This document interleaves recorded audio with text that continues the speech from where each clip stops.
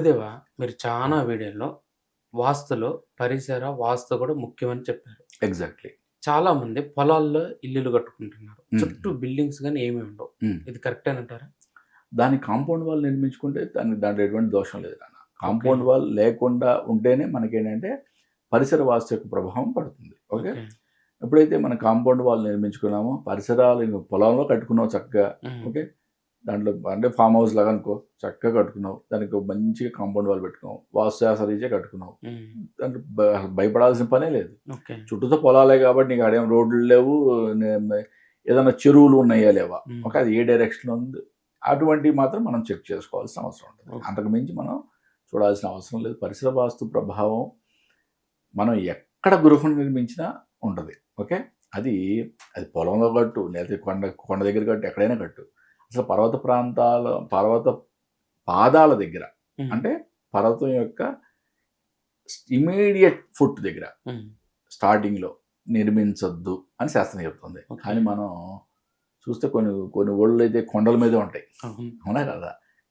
అంటే అవి నివాస యోగ్యం కాదని శాస్త్రం చెప్పింది. ఓకే. కాబట్టి అంటే అక్కడ ఏదైనా ప్రకృతి వైపరీత్యాలు వస్తే మనం ప్రకృతి యొక్క ప్రకోపానికి మనం బలిగా బలి కావాల్సిందే కదా!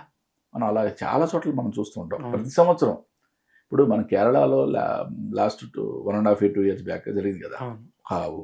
ఒక వాయనాడు. ఒక వయనాడు మొత్తం ఒక హ్మ్. ఊరే. హ్మ్. ఊరే మొత్తం అసలు కనపడకుండా పోయింది. అవును. సరే హిమాచల్ ప్రదేశ్‌లో, కాశ్మీర్‌లో అక్కడ ఎప్పుడు కూడా ప్రతి సంవత్సరం కూడా ఈ ల్యాండ్ స్లైడింగ్స్ ఓకే జరగడం. ఈ కొండ చర్యలు విరిగిపడటం.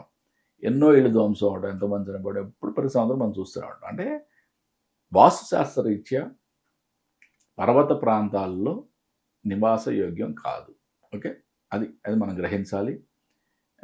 దాన్ని బట్టి మనం మన యొక్క గృహాన్ని నిర్మించుకోవడం చేయాలి. మరి పొలాల్లో కట్టుకున్నప్పుడు అంటే ఫామ్ హౌస్ లాగానో లేకపోతే పొలాల్లో నివాసంగా కట్టుకున్నా కూడా మనం వాస్తుశాస్త్రరీత్యా కట్టుకొని దాన్ని కాంపౌండ్ వాల్ నిర్మించుకున్నట్లయితే మన పరిసర యొక్క ప్రభావం చాలా వరకు తగ్గిపోతుంది.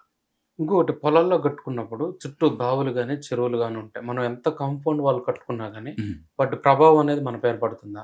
పడుతున్నాను. చెరువులు అనేవి ఇప్పుడు పరిసర వాస్తు కిందకి వస్తుంది. బయట వాస్తు కిందకి అంటే వస్తుంది. ఎంత డిస్టెన్స్‌లో కట్టుకుంటే మంచిది గురుదేవ? ఇప్పుడు ఎగ్జాంపుల్ ఇప్పుడు మనం చెరువు యొక్క డయా హ్మ్. అంటే వ్యాసం ఒక 500 మీటర్లు అనుకుందాం. హ్మ్. మనకి ఈశాన్యంలో చెరువు ఉంది. ఓకే. మన ఇంటికి ఒక 200 మీటర్స్‌లో చెరువు ఉంది. ఓకే. దాని యొక్క డయా ఎంత ఉంది? 500 మీటర్లు ఉంది. ఓకే. ఆ డయాని రివర్స్ చేసుకో. ఓకే. రివర్స్ చేసుకుంటే నువ్వు 200 మీటర్‌లో నీకు చెరువు ఉంది. అంటే ఏంటి? నువ్వు 100% 500 మీటర్‌లో వచ్చావు. ఓకే. రివర్స్ చేసుకున్నప్పుడు దాని యొక్క ఊహ. హ్మ్. హ్మ్. ఊహని ఆ డయాని ఆ యొక్క ఆ సర్కిల్ యొక్క డయాని నువ్వు రివర్స్ చేసుకో. హ్మ్. రివర్స్ చేసినప్పుడు దాంట్లోకి వచ్చావు. అంటే ఏంటి? నీ ఇంటి యొక్క ఈశాన్యంలో ఉన్న చెరువు 100% నీ మీద ప్రభావం చూపిస్తుంది. ఓకే. ఇంటికి ఈశాన్యంలో చెరువు మంచిదా? చెడ్డదా? మంచిది. చాలా మంచిది. అద్భుతం. ఓకే. అంటే ఏంటి? నీకు మంచి ఫలితాలు ఇస్తది. ఓకే. అదే గనక నీకు నైరుతిలో చెరువు వచ్చింది. హ్మ్. దాని డయా నువ్వు రివర్స్ చేసుకొని చూసుకో. హ్మ్. రివర్స్ చేసి చూసినప్పుడు ఆ డయాలో నీ యొక్క గృహం వస్తుందా హ్మ్. అని చూసుకో. చెక్ చేసుకున్నప్పుడు పడుతున్నప్పుడు నీకు కొన్ని వ్యతిరేక భావాలు అంటే వ్యతిరేక పరిస్థితులు ఏర్పడే ఛాన్సెస్ ఉంటాయి. ఓకే. మరి దీనికి వాస్తుశాస్త్రం ఏం చెప్పింది? పరిసర వాస్తుకి కొన్ని పరిహారాలంటే కొన్ని చెప్పబడింది. అంటే ప్రహరీ యొక్క నిర్మాణం చాలా పెద్దగా బలిష్టంగా ఓకే. అంటే మనం జనరల్‌గా ఇప్పుడు చూస్తాం గదా!